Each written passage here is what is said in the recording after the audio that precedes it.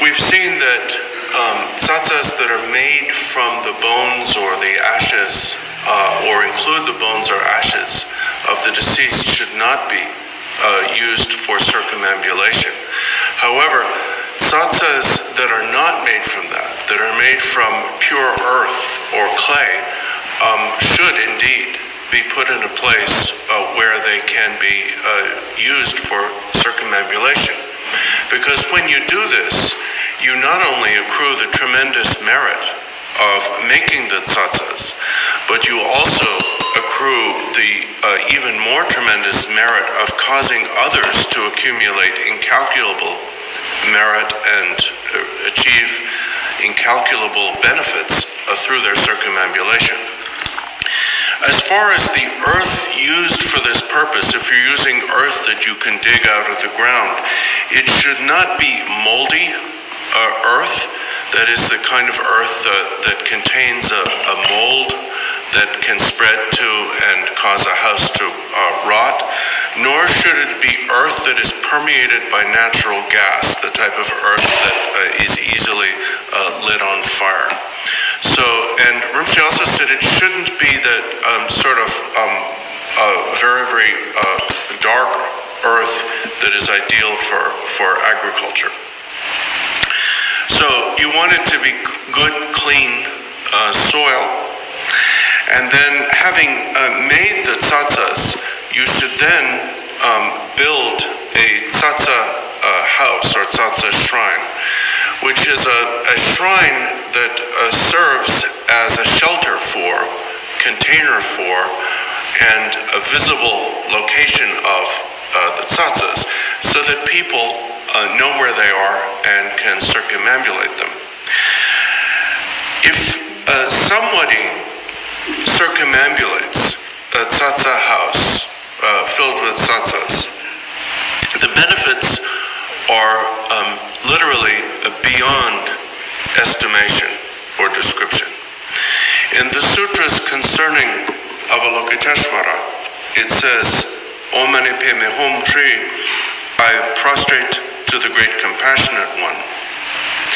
Whoever circumambulates a stupa consecrated to the Lord of Compassion, even if the benefits they accrue through a single circumambulation of that stupa, and that includes a tsatsa house, were described for 10 million aeons, the description of them would not be finished. Anyone who circumambulates such a stupa will become stably diligent, stably powerful, and finally will quickly become wise and learned. So in that way, when anyone circumambulates a stupa or a tsatsa house containing tsatsas dedicated to the Bodhisattva Genrezi, the benefits are inconceivable.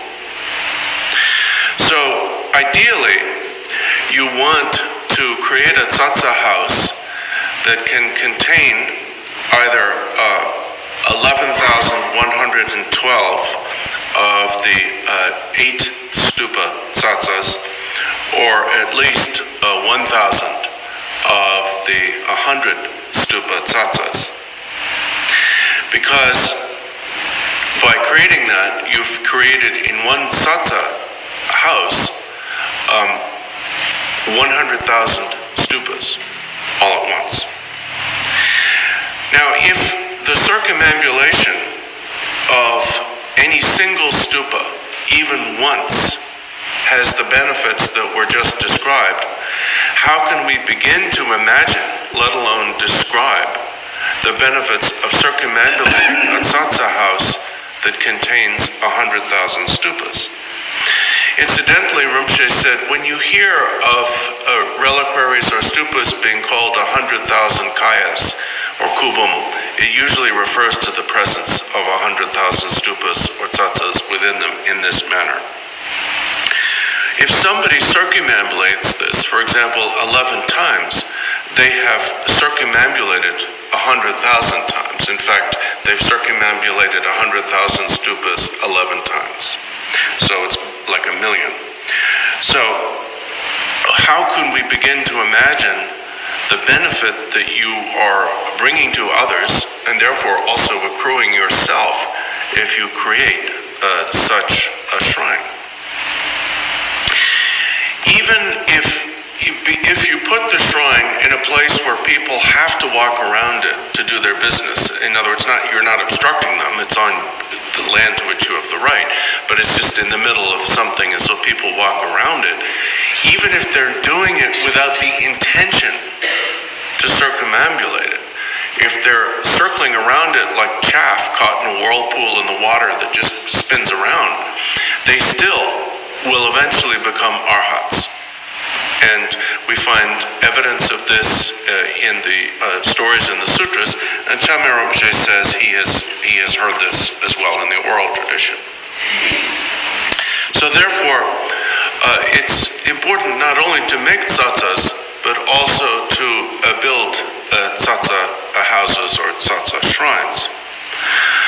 And this is the merit, the benefits of this are inconceivable.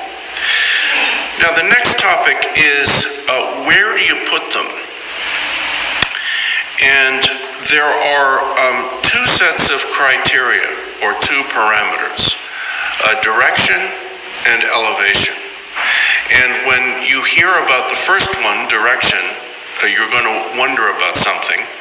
But then when you hear about elevation, you'll understand.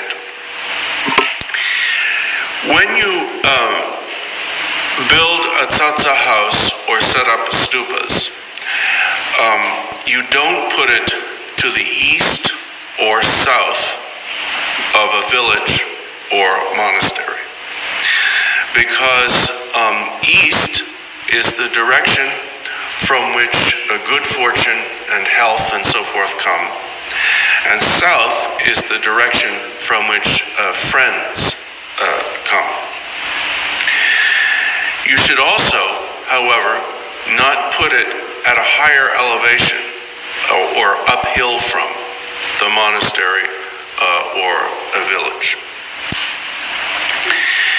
If you build the tsatsa house to the west of the village or monastery, it will block sicknesses.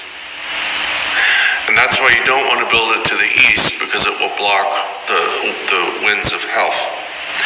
And if you build it to the north of the monastery or a village, it will pacify attacks, adversity, enmity, and brigands. Now, however, elevation trumps direction. So if east and south are downhill from the monastery, as is the case here, then you should put them in the east or south. That's fine. If it's downhill, the direction doesn't count. And if west and north are uphill from the monastery or village, you shouldn't put them there. So in the end, the major criterion, or the more important of the two, is elevation.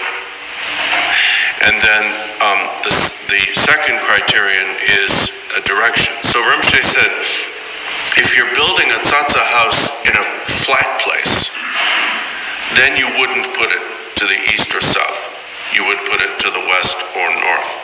But if you're building in a hilly place, then you first have to look to the elevation.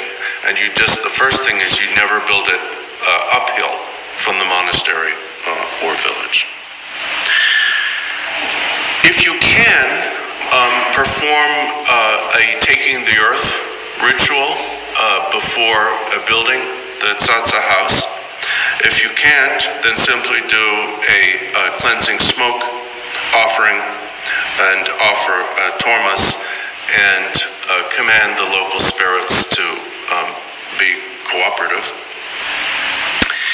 If you can't even build a tsatsa house, then you can put the tsatsas in a cave or to the western side of your home, provided that the western side is not uphill from your home, or that the cave is not uphill. And again, you don't put it on the eastern side unless that is significantly downhill. Then you recite whatever verses of auspiciousness, dedication, and aspiration you know. So this has been, Jamé Rinpoche says, an easily understood presentation of the varieties, the construction, and the placement of tsatsas. There is also what are called the absolute tsatsas, or tsatsa of absolute truth, which are the internal and secret tsatsas. And these are taught in the Quintessence Tantra as follows.